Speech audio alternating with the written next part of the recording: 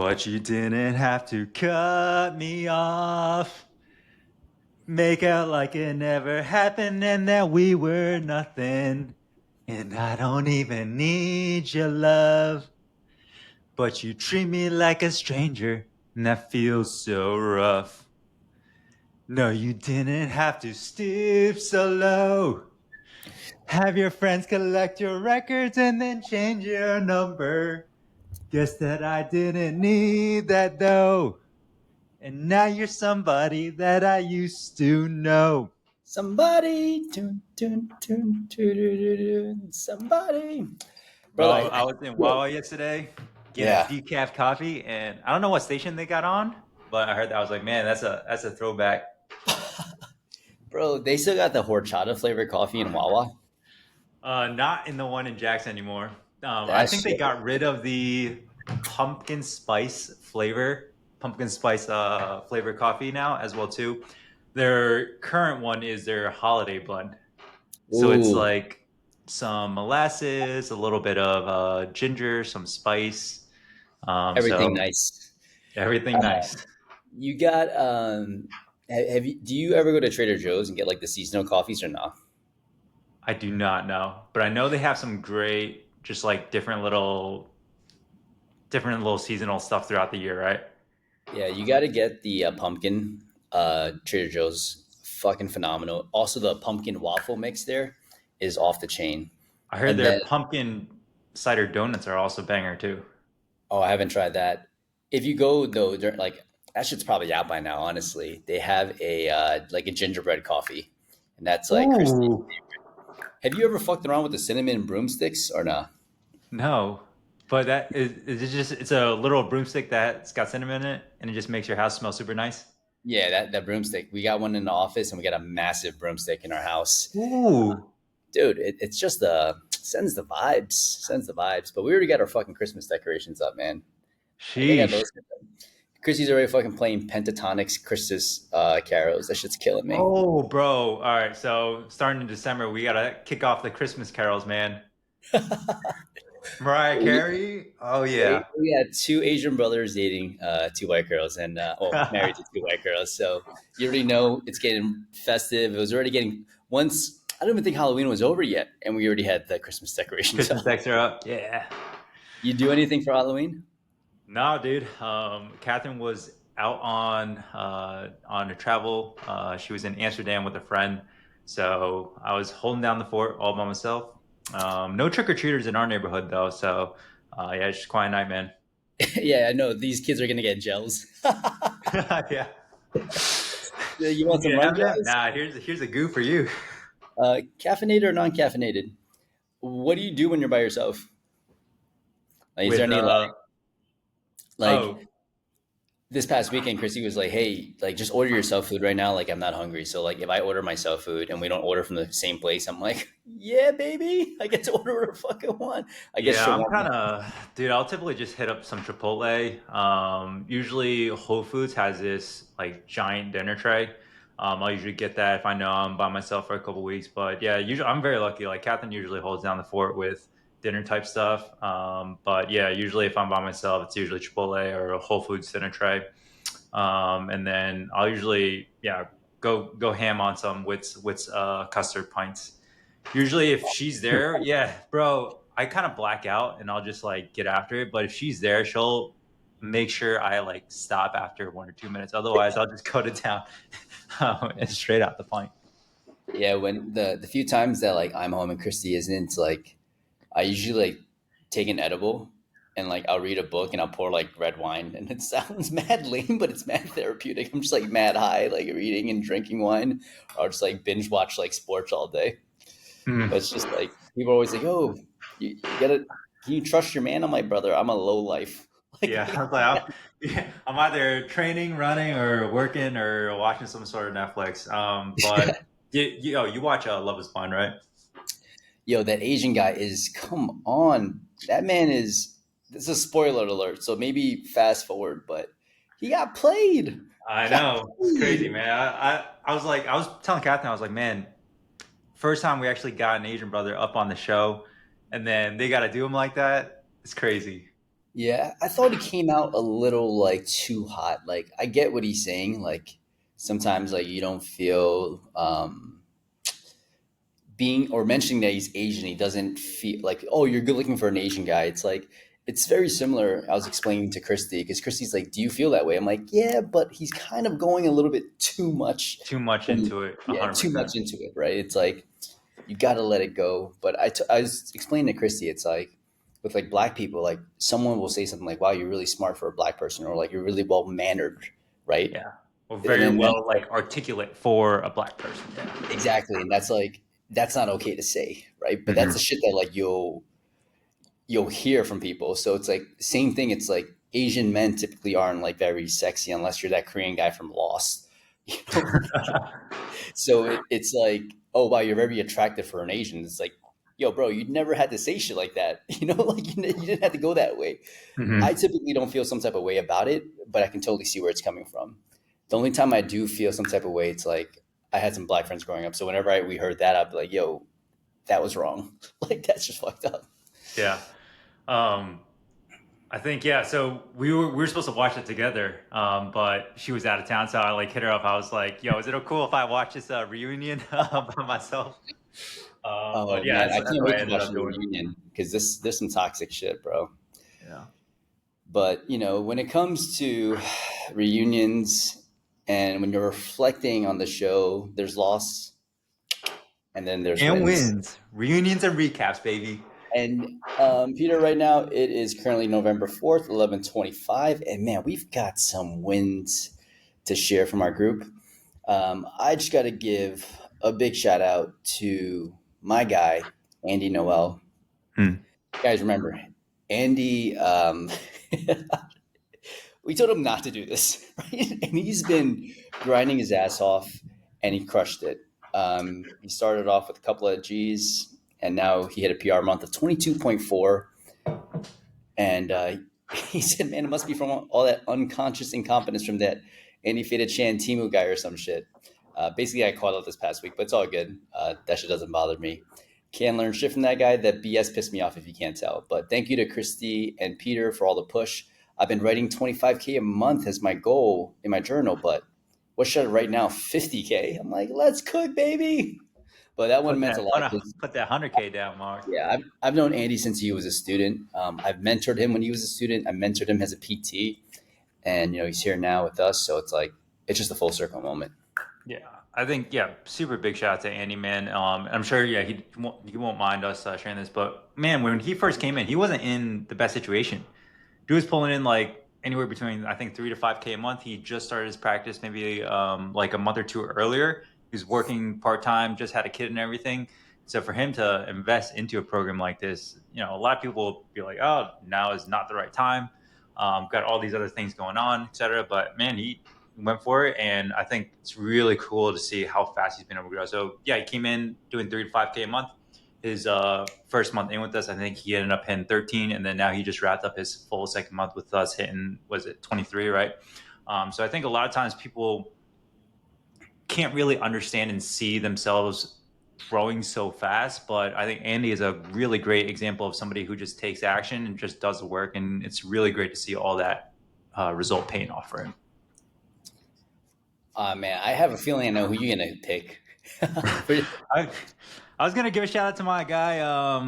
Let's see, there's so many to pick from, but let's go ahead. Let's go with my guy Ian, man.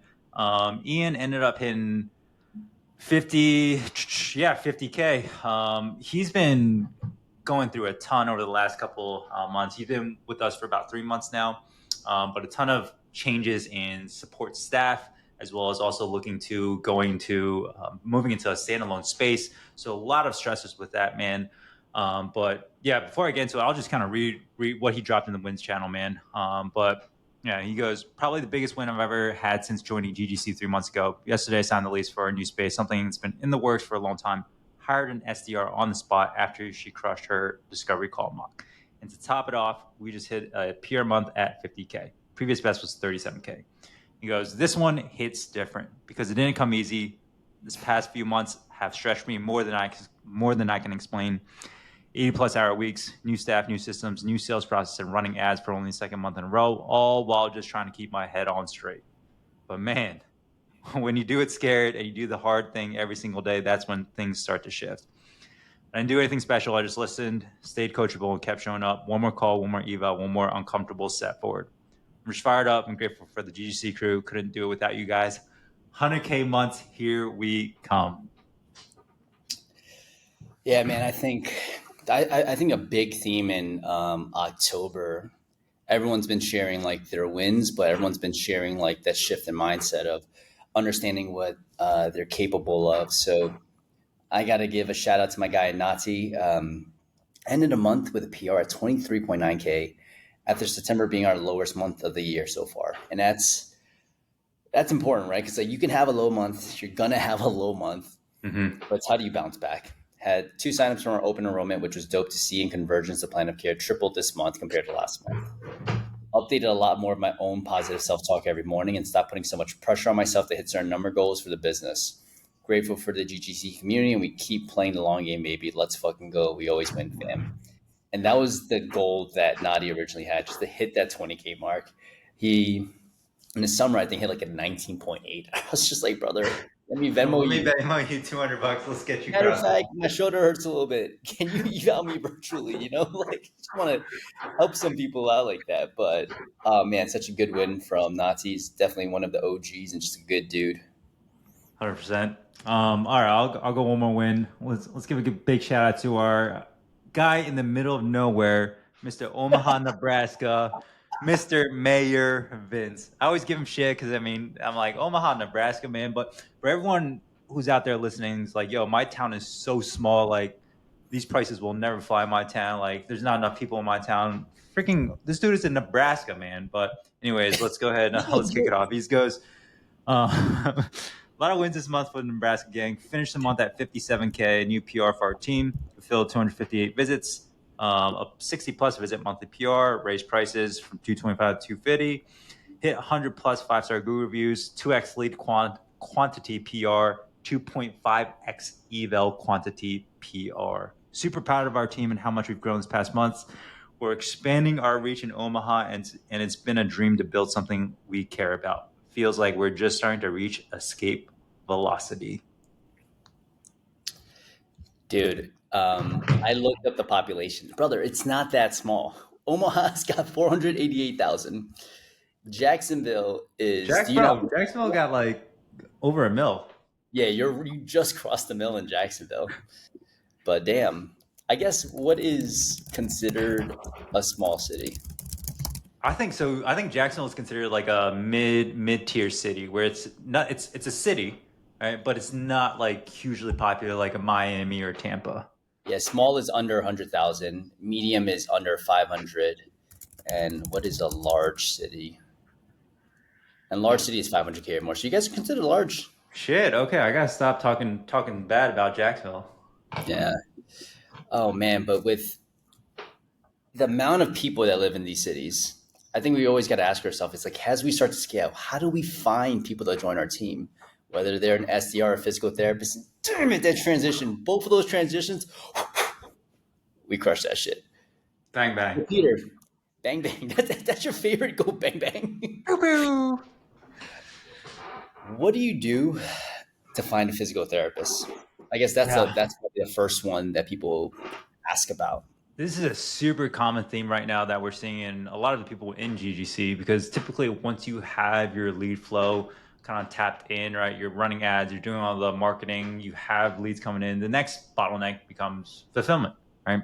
We run out of room for people to get seen and or for evals to come onto the schedule. So it's typically either a leads issue, marketing issue, and or it's usually a fulfillment. It's usually one of the two. So fulfillment, I honestly think, is oftentimes harder to kind of tap into and develop a pipeline for versus compared to something like lead generation. And so when it comes to hiring on staff PTs, there's a couple different places that we can look and source for.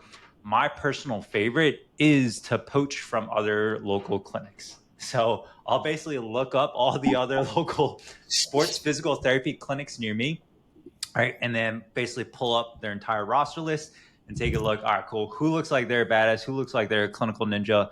Let me do some outbound to them.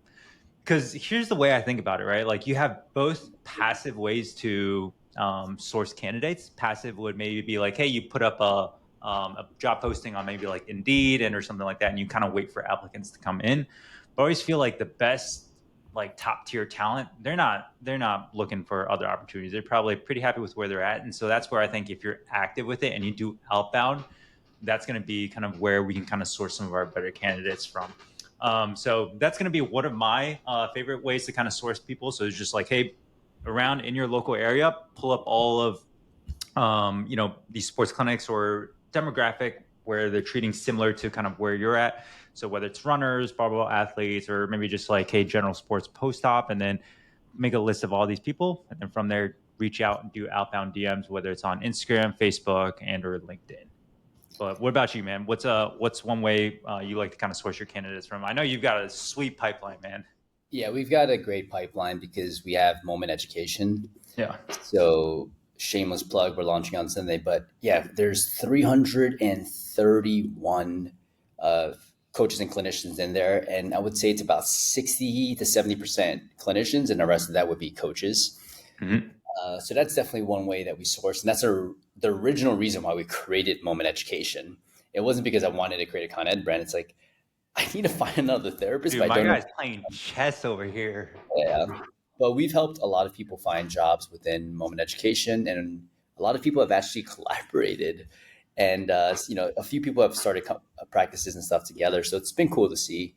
I think one thing that you can do, and again, if you guys need help, like message at moment.education and just give me your job listing. Now, I don't mind throwing it up, but give me something good and tangible, right? Just like, hey, I'm hiring. It's like, no, like, give me some sort of details. Like, I'm more than happy to share because I think it's good for people in our community to have those opportunities. And you can trust yourself knowing that, like, at least they've gone through some sort of really good framework from a clinical side. But I think from a very tactical lens, it's like you graduated physical therapy school probably with 30 other people. Those 30 other people, again, will meet more colleagues. And it's just like a general reach out. Say, hey, what's going on? Hope all is well.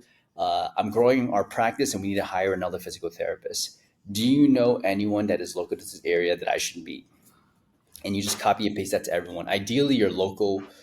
You're in a college. You went to a college that's local to where you started. But if not, dude, if you're in a city like New York City, it's like everyone kind of knows a PT in New York City. So I'll spam it to people all over the US. But if you're in Jacksonville, it might be tougher where like you might be asking around in like the Florida area. But I think that is such an easy way to get a hire. That's actually how one of the PTs in our team joined, Joe, with shout out to Mike Gasson. He gave us a recommendation because Joe is moving back to New York City from DC. Oh yeah.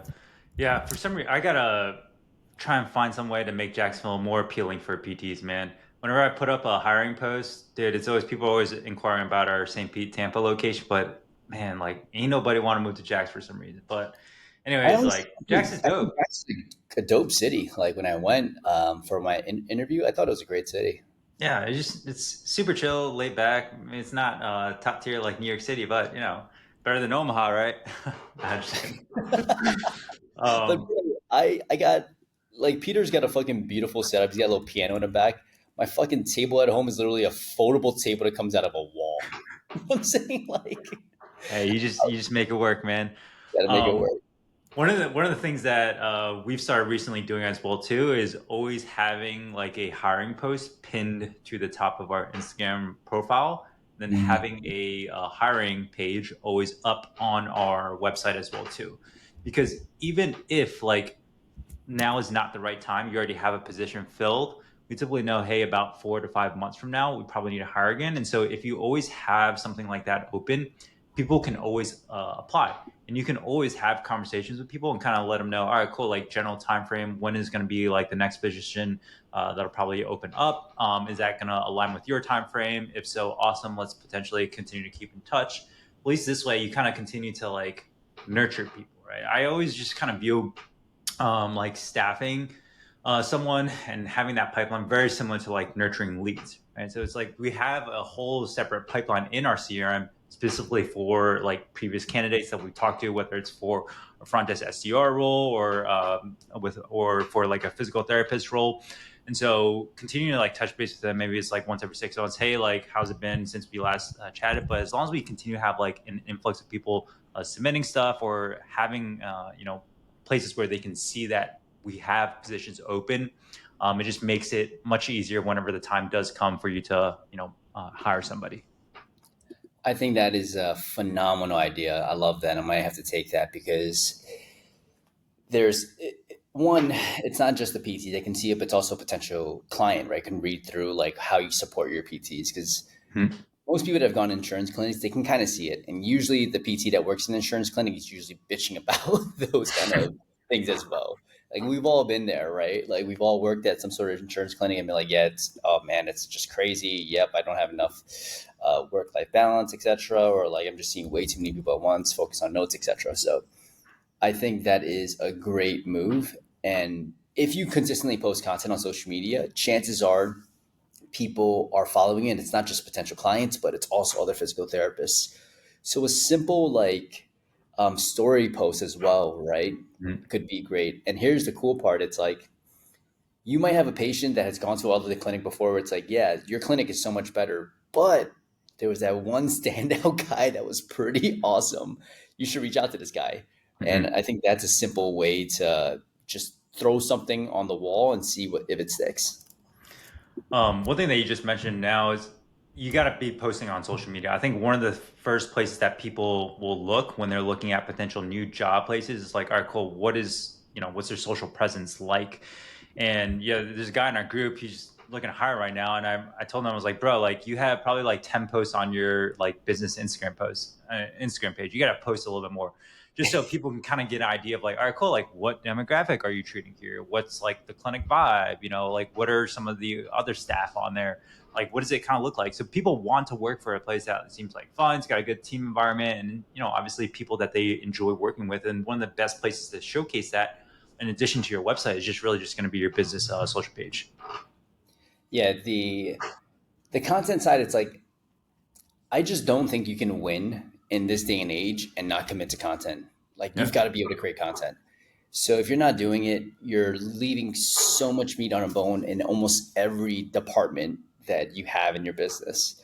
So content doesn't need to be that crazy right now. The content that's doing well is like literally talking to the phone about your thoughts and beliefs about something, and then Mhm. having a Twitter post about something. You could literally look at Alex Hormozy. About 33% of his posts are him talking to a phone. Another 33% is him um, just posting a tweet, and then the other 33% is a little bit more complex, right? You might be writing something or demonstrating something, but 66% of his posts are very easy. You can recreate those things, and there's things like CapCut now, which makes it seamless to create content. Um, I like the LinkedIn route as well. So this is like you look up physical therapists, and then you input like the city that you're in, and then you look at all the different physical therapists, create a copy and paste sort of message, customize it a little bit, right? It's like, hey, what's going on? Reaching out. I saw that you did this. That's awesome. Are you looking for blah, blah, blah, blah? And you're just waiting to see if they get any response. One thing that you can do, and this is how you get other people on your side, it's like, I have a fee, I have a referral fee. So it's like if you refer someone and we end up hiring them, I'll give you $1,000. And now all of a sudden they're texting all their homies, right? They're like, "Hey, this company reached out. It looks like a great opportunity. Are you down?" Because again, time is money. When you're an entrepreneur, you don't want to solve problems with your time. You want to solve them with money. And if you just offer someone $1,000, even $2,000, I've seen people offer $2,000 for a referral fee. Like that gives you a bunch of little mini headhunters that are trying to make a quick buck. Yeah. I think especially too, if it can come from your own internal team, that would be even better because for them, like I think team culture, team dynamic in terms of how everybody interacts with each other throughout the day, throughout the week is going to be huge. And so if we can offer that instead of to your own existing team members, like, yo, reach out to your past classmates or, hey, like any previous staff that you've worked with at other jobs that you really got along with, see if they're looking to come in. We offer them an incentive like that. Like I think that's huge. That's a great idea. I haven't done that before. Yeah, it's obviously you got to be ready to pay. Like you can't just be I like mean, but if saying you it. think about it, like, dude, I would 100% rather pay like my own team members like 1K, 2K, and that'll still be cheaper than going out and using like a headhunter and or an agency to go out and recruit, which is typically around anywhere between 8 to 10% of whatever their annual salary is. So anywhere between 8K to 10K. Yeah, for sure. I'm trying to think if there's anything else when it comes to PTs. I mean, this is kind of like where you leverage every single aspect of your marketing, right? Like if you got Yeah. newsletters, plug that out. One thing that we're going to be doing more is like this next PT that we might potentially hire. He came into a workshop that we hosted. We just hosted a chronic back pain workshop. And granted, with the way our presence, it's like we attract a lot of coaches and trainers and Mm-hmm. clinicians that come to our workshops. We don't have a lot of people that come in pain. But with that said, it's like 30% of our patients are like other physical therapists and trainers and coaches that can't figure out what's going on. But this kid came to our workshop and then he came to our seminar and then he ended up doing the mentorship. But I think there's something to like hosting your local physical therapy school or some sort of like just like creating a community where people can like network, right? And it could just be coaches, clinicians, physical therapists, chiropractors, whoever it is, massage therapists in the industry. It's like, hey, every quarter, my buddy Joey and Josh out in San Francisco, they do this every quarter. It's called Motion Collab. And, you know, I saw like a couple of our homies, like Dylan was there, Angela was there. Mm. And I know they were headhunting as well, right? Like they were looking for PTs as well. But in these events, they have two guest speakers and then networking afterwards. And it's not like you have to do a workshop like this to generate leads. It's just to connect with a community. So you might find PTs to hire. You might collaborate with other massage therapists. There's so many things that you can do. So we're going to be leaning into that a little bit more. Yeah, I think events, content courses. I think that's huge. I'm thinking now, like our clinic director down in St. Pete, Clearwater, shout out Blaine. I met him at a dry needling course like 4 years ago. And then the newest PT that we just hired on last week, his girlfriend is also PT, and she went to a dry needling course with Justin, one of our other PTs. And this was like last year, and that's how he first heard about us. And I guess like we just kind of been on his radar. So there's a lot of kind of just like local connections. Either some of these like local events, workshops that you're putting on, and or specific continuing ed courses. Take Con Ed courses, right? Because if you find someone at a Con Ed course, that's how we found one of the first PTs that we ever hired. We met at a Con Ed course. So like that is huge in and of itself. Yeah. One more thing that we've recently started doing, I'm all about ads, man, but we recently just started running ads for hiring as well too. So just kind of depending on how fast you need somebody, you can run either a sponsored post on Indeed. You can also, I believe, do it. I'm not too sure about LinkedIn. You might know this better than me since you're more familiar with LinkedIn. But then definitely on Instagram or Meta. So you can either on Instagram, you can either your hiring post that you posted organically, you can go ahead and boost that, or you can even run it as like an actual hiring post to a landing page that talks about like the description and post, and have people submit applications like that through the resume. But this way, if somebody isn't necessarily looking for a job because maybe they're happy with where they're at, but at least maybe we can get in front of them through social media, through a sponsored post, and then have them hook them in with something maybe that's attractive, like maybe with this, hey, like work with your dream caseload, or hey, are you tired of treating 2, 3 people at once? Or hey, like hey, do you want to make XYZ in this setting? Like hey, it's just something to kind of hook them in and then get them interested and drive them in like that. So I think a lot of times it just depends on how fast you need somebody. And yeah, ads basically just can help accelerate that as well too. Yeah, we've got a couple of plays that are like immediate, right? Like the quick reach outs. And then there's a couple of plays that are longer term that will help naturally build your brand. Personally, right now, I feel like for us, the hardest part has been not hiring PTs, but like having really good back end staff. Mhm. So where do you go from there? Like, let's say with the front desk, SDR, and these kind of roles.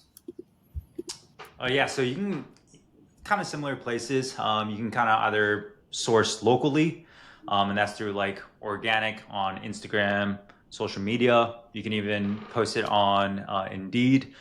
And so at least for us, we've tried going locally over the last couple of years, and it just hasn't necessarily worked out that well for us. So we've actually recently transitioned our SDRs more so into kind of like remote positions. So we've been able to source people from Mexico. We have one girl over in Mexico, one girl from South Africa.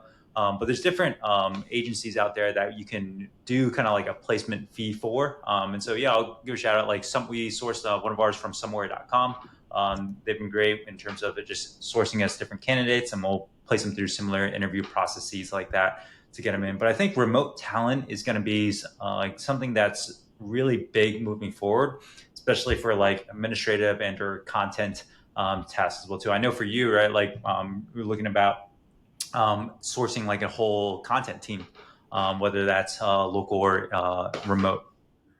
Yeah, so right now it's like, oh, we have one content guy in the Philippines, and we actually reached out to him, and he got us a content person. He got us an admin person as Mm-hmm. well. So our admin team is in the Philippines, and then the content guy's in the Philippines, and then we have our DM setter in Guatemala. So it's a little bit everywhere. Shout outs to it's called trymeteor.com, and it's my guy JP. He runs it. I met him through another mastermind that I was a part of. So it's like you never know like what pops up, right? So I was in a Facebook ads mastermind group, and then that's how I met JP, and that was super useful. Like we've utilized the DM setting for setting appointments for our practice, all of the con ed stuff. It's super crucial to have conversations, and then obviously setting calls for GGC as well. The other aspects that we've tried, avenues that we tried, we're about to hire an SDR, and we went with hiremymom.com.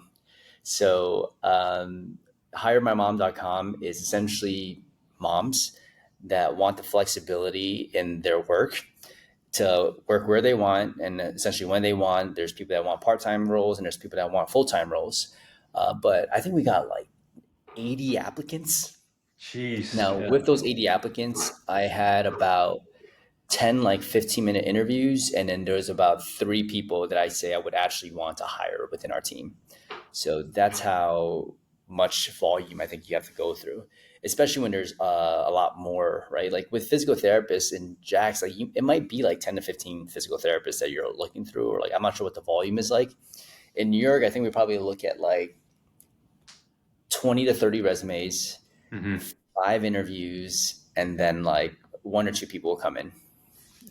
But you need to do some volume. Can't just be like, can you breathe? Are you nice? You're hired. Like you gotta do more. Yeah, I think that's one of the biggest mistakes that I made very early on was just like, hey, literally the first couple of staff that I brought on was like, all right, cool, fitness background, dope. Are you pretty cool? Can we have a conversation? Awesome, cool, you're hired. Hey, but one of the perks too, like getting a ton of volume and applicants in, is you can really see like the vast majority of different talent pool out there. Like, Oh, hey, what are different personalities, backgrounds, and you can really start to kind of distinguish and get a feel for like, hey, what does like good top tier talent look like? And I think as businesses get larger and larger, the really one of the biggest distinguishers between like the businesses who do really well is really just how well can they staff their team with A players. More A players you can staff. It's basically kind of like recruiting for sports teams, right? It's like, back in the day, like the big three for Miami: LeBron, Dwayne Wade, Chris Bosh, right? And same thing with like the Warriors, that right? They just recruited all the like best top tier players, and it's like you have all these like mega superstars on one team. And so same thing when it comes to the business, like can we look to assemble like the best SDR like in Jacksonville, the best like physical therapist from a clinical standpoint, the best closers from a sales standpoint, then we can kind of get all that dialed in. You basically become like the fucking Avengers of cash BTs, right? the Avengers Cash PT. Yeah, I'm just throwing shit at that. There are certain roles where it's like when you hear someone on the phone, you kind of know, right? Like an SDR or front desk role, it's like you don't want to hire the first like 5 people you meet, because even though like, wow, we had a really great interview, we have a couple of other people that we're interviewing as well. Like it's okay to say something like that because it gives that person like, okay, this is like something in demand. But to Mhm. your point, it's like when I had about like those 10 different like interviews for like an SDR, it's just like, wow, this person stands out like S tier. Like 2 people in the S tier, one person in the A tier. The rest I would like, if I was selling something for like $15, yeah, I think we could make it work. But like what we're doing is so high ticket and high end. It's like we need someone that's like S tier. So you need to hear someone. It's like, wow, if I was in pain, this person makes me feel at ease. Like this is like stuff that you can't really like you could train, but it just takes a while. Hmm. Yeah, there are days where where you're doing all those different interviews. I'm like, man, well, I can't wait to get to a point where I can bring on like an HR person full time to go through all this interviews because it's exhausting, man. Like just like talking to people, that many people, filtering through all these different personality types, trying to get like a mental feel of like, all right, how will this person like plug and play right into my practice? So yeah, it's a good bit for sure. Dude, that's why you just gotta outsource stuff, man. Like I've taken so much pride in my content, and Peter Hmm. and I were talking because yesterday we were just talking like how the fuck do we start building like actual departments? I feel like I've just been trying to piece together certain aspects of business, and I'm like, all right, there are certain things that are working really well. There are certain things that need to get streamlined so that we can offload it. And one of them, it's like, content's working really well, but like it can still get streamlined because I feel like it takes up so much of my energy day to day, coming up with ideas, scripting. So I just submitted an inquiry for someone to help me build the personal brand. And like this is someone that's worked for Gary V, Mike Posner, and has done some stuff for acquisition.com, which is Alex Hormozzi's brand. So it's like we're gonna pay some fucking money, but I know that it's gonna help us build what we're trying to do at an even faster clip, and eventually that investment will pay itself off. So sometimes agencies, I think, can be a good way to go about it, where like you're offloading specific aspects of your business. Hmm. For some people, this could be Google ads, Facebook ads, SEO. Like you probably are now waking up in the morning like can't wait to figure out what ideal keywords to utilize in this blog. You know what I mean? Like you want to just offload that to somebody else. Yeah. It's always just you gotta understand what works well. How do you actually do it at a tactical level? And you don't have to understand it so deeply, but just understand it, enough. And then from there, who can you hire on that's better than you at this role, or who's somebody that you can look to train and hire on so that you can offload this role moving forward. But yeah, I mean, hiring is really a whole different skill muscle in and of itself to learn, man. And it's something that I've gone through and can still continue to improve at. And it's just something where you have to be okay. Like your first couple of hires like aren't going to be great, and it's totally fine because it's your first two. Right? But then as you do more and more and more, each one gets better and better and better. Each process gets more and more streamlined. And then before you know it, you're a world class recruiter. Dude, I think Indeed, some of the things like Indeed do still work for like front desk, SDR. I would say front desk probably Indeed is actually pretty good. Other things that I would look at, similar to what Peter said, is like we've gone a route of looking at what boutique fitness gyms are around us and then seeing what their front desk talent is like and then poaching them. Now, with that Mhm. said, it's usually for bigger box gyms that I do this for. I'm not going to poach from someone that's like another like local small business owner. Like if it's a commercially owned spot, like I got you. Like we'll give you a better work life balance and better growth opportunities. But I try not to go with like if it's a small mom and pop, they run like semi private training. It's like the owner, one coach, and a front desk. Like, I'm not going to do it to Yeah. you. I Slim. know people in New York that do that shit, and I think it's so Damn. grind. Yeah, because I know it sucks. 'Cause I know both people. I know the person that's getting poached, like the Yeah. company poached from, and I know the poacher. So it's just like that's the one tough part about knowing so many people within your network. It's like You know I deets about everything. do I don't share all the lunches and coffees and dinners and stuff I have throughout the week because I'm very, very like I don't want people to be like, oh, you're hanging out with that dude like that, or like, oh, you're with this person. Like I don't want people to know any of those side of things. And I also just want to be present. Hmm. But yeah, there's some crazy affiliations. Like I had taught and did private consulting for a gym. That guy ended up saying some fairly racist shit on camera and got canceled. So like people were backtracking Instagram posts from like a year and a half ago. It's like, how can you possibly support this guy? And I'm like, a Mm. year and a half ago, he didn't do this shit on camera. You know what I'm saying? Like, I don't know what to tell you. So it's Yeah. crazy. It's crazy out there. All the tea, man. All the tea. One thing that I just thought of, and yeah, maybe we can wrap up on this is uh, there's a guy, Josh Funk. super great dude, but they have an insurance-based practice called Rehab to Perform, and they basically funnel in their employee acquisition through all these different like internships and clinical rotations. And I think that's such a good way to like ensure that you always have a consistent stream of new PTs coming in.